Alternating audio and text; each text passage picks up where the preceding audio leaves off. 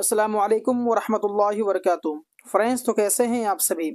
आज की इस बिहार डीएलएड एंट्रेंस एग्ज़ाम 2025 की क्लास में हम लोग उर्दू के जो कवायद पर मबनी क्वेश्चंस का सिलसिला जारी था और लगभग मैंने आपको 200 क्वेश्चंस कंप्लीट करा दिया है। और जैसे कि मैंने आपसे वादा किया था कि लगभग मैं 220 क्वेश्चंस कंप्लीट कराऊंगा, तो उस वादे को पूरा करते हुए आज की इस क्लास में हम 201 से लेकर के 220 तक जो है कि क्वेश्चंस आपको कंप्लीट करवाएंगे। तो अगर आपने प्रत्येक पार्ट्स को नहीं देखा है तो डिस्क्रिप्शन एक मरतबा चेक कर लें। उसमें आपको जो है सारी पीडीएफ जो कि अपलोड रहेंगी वीडियोस, आप देख लेंगे। अगर इस कवायद पर मबनी जो कि 220 क्वेश्चंस हैं, इनके आपको पीडीएफ चाहिए तो अभी जो नंबर आपको स्क्रीन में शो हो रहे हैं उस नंबर पर आप कांटेक्ट करें, आपको पूरा पीडीएफ आपको दिया जाएगा। ठीक है, तो चलिए आज के इस क्लास की शुरुआत करते हैं और ये जो पार्ट्स 9 है इसको कंप्लीट करते हैं। क्वेश्चन नंबर 201 कह रहा है कि दाल में काला होना मुहावरे का मतलब क्या है। तो दाल में काला होना एक मुहावरा है, ठीक है। तो इस मुहावरे का क्या माना हुआ आपका, जो है कि दाल में कुछ पड़ जाना, या फिर दाल गिर जाना, या फिर दाल में काली चीज का होना, या फिर शक व शुबा होना। तो दाल में कुछ काला है, दाल में काला होना, क्या मतलब इसका। तो इसका ये मतलब होता है कि शक व शुबा होना, किसी पर शक करना, वही चीज होता है। ठीक है, नेक्स्ट क्वेश्चन है कि आग का मौल होना मुहावरे का माना क्या है। आग का मौल होना, तो इसका ऑप्शन भी 4 दिए गए हैं, यानी कि आग की कीमत होना, आग बिकना, या फिर महंगा होना, या फिर मुफ्त में मिलना। तो इसका मतलब आग की मतलब कि आग का मोल होना, इसका मतलब होता है महंगा होना, कोई भी सामान जो है महंगा होना। इसका ऑप्शन नंबर जो है 3 बिल्कुल राइट हो जाएगा। देखिए जितने भी क्वेश्चंस में करा रहा हूँ ना, ये सभी के सभी आपके एग्जाम में आने की संभावना ज्यादा है और ऐसे ही सवाल जो है कि एग्जाम में पूछे जाते हैं। इसीलिए आप लोग प्रत्येक क्वेश्चंस को बहुत ही ध्यानपूर्वक देखेंगे, समझेंगे। देखिए अगला क्वेश्चन, वह गया कौन फेल है।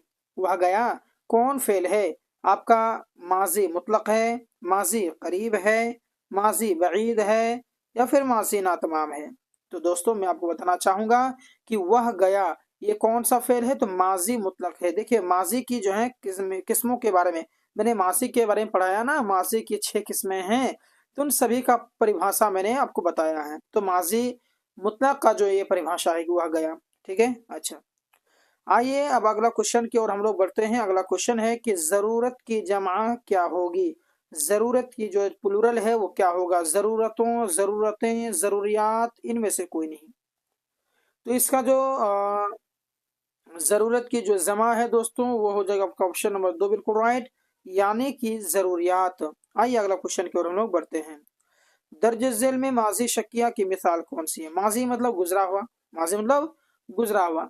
तो और गुजरे हुए समय में कोई ऐसा काम हुआ हो जिसमें शक व शुबा होता है, 100% गारंटी नहीं है ना, शक व शुबा पाया जाए, तो वही है माजी शकिया। गुजरे हुए समय में मैं खाता हूँ, ये आपके माजी की मिसाल है ही नहीं, ये तो हाल की मिसाल है। वह जाएगा, ये तो आपके भविष्य की मिसाल है, मुस्तकबिल की। तो ये आपके माजी की बात हो ही नहीं रहा है।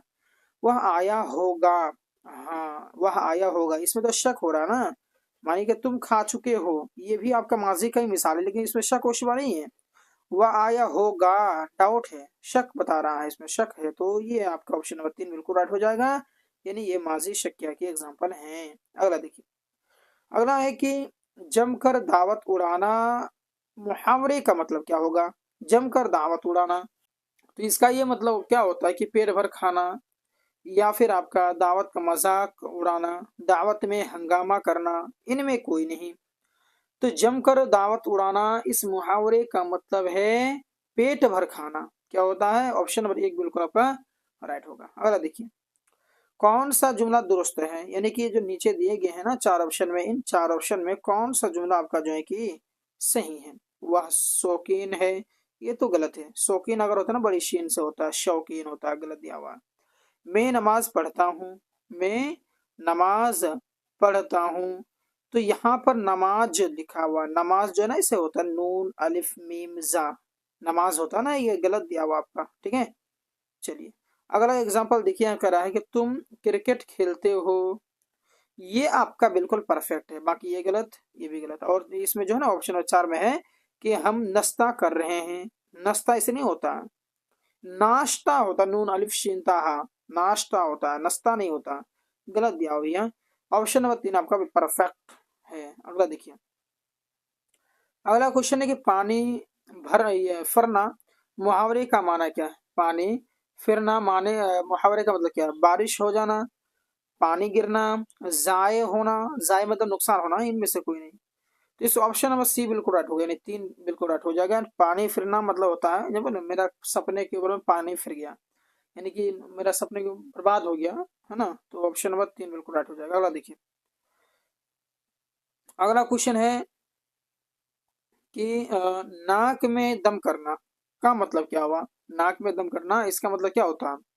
परेशान करना, गुरूर करना, ये तो गुरूर करना होगा ही नहीं भैया, रंजीदा भी नहीं होगा। नाक में दवा डालना गलत है। नाक में दम करना का मतलब हुआ परेशान, परेशान करना, ठीक है। अगला क्वेश्चन देखिए, अगला क्वेश्चन है कि सैलाब किन दो लफ्जों से मिलकर बना है। सैलाब जो है किन दो लफ्जों से मिलकर बना है। सैल प्लस आग, या फिर सेला प्लस अब, या फिर से प्लस लाभ, या फिर सेल प्लस अब, किससे बना है सैलाब। तो मैं आपको बताना चाहूंगा दोस्तों, तो यहाँ पर जो है ना ऑप्शन नंबर 1 बिल्कुल राइट हो जाएगा। यानी यहाँ पर जो है ना ये अलिफ मद्दा और यहाँ पर बा होना चाहिए, टाइपिंग मिस्टेक हो गया, है ना। तो सैल प्लस आब मिला करके होता है सैलाब, ठीक है। ऑप्शन नंबर 1 बिल्कुल राइट हो जाएगा। तो दोस्तों, वादे के मुताबिक मैंने आपको 210 क्वेश्चंस कंप्लीट करा दिए हैं। शायद मैंने 220 कहा था, लेकिन उतना नहीं है, मैं कंफ्यूज था। चलिए खैर, कोई दिक्कत नहीं है। मैंने आज की इस क्लास में 210 क्वेश्चंस कंप्लीट करा दिए हैं। और ये अगर आप देखते हैं तो आपका कोई भी एग्जाम हो जिसमें उर्दू रहता है, उर्दू ग्रामर के क्वेश्चंस आते हैं, कोई भी एग्जाम हो, हर एग्जाम के लिए इम्पोर्टेंट है। और ये आपका इनमें से सवाल आना लाजमी बनता है, आएगा ही आएगा। इसीलिए ये जो आपने पूरा वीडियो देखा है, समझा है, तो आप इससे जरूर आपको कुछ ना कुछ फायदा होगा, 100% होगा, ठीक है। बाकी भी क्लासेस करा रहा हूं मैं। हमसे जुड़ने के लिए आप हमारे साथ हमारे इस चैनल को सब्सक्राइब करके हमारे साथ जुड़ जाएंगे। जो कोई भी मैं उर्दू क्लासेस के बारे में हो या दिगर क्वेश्चन के दिगर किताबों के बारे में अगर मैं वीडियोस अपलोड करूं तो उसका नोटिफिकेशन आप तक पहुंचेगा, आप उससे ज़रूर फ़ायदा करें उठाएं, ठीक है। चलिए, तो मिलते हैं अगले क्लास के साथ में, तब तक के लिए धन्यवाद।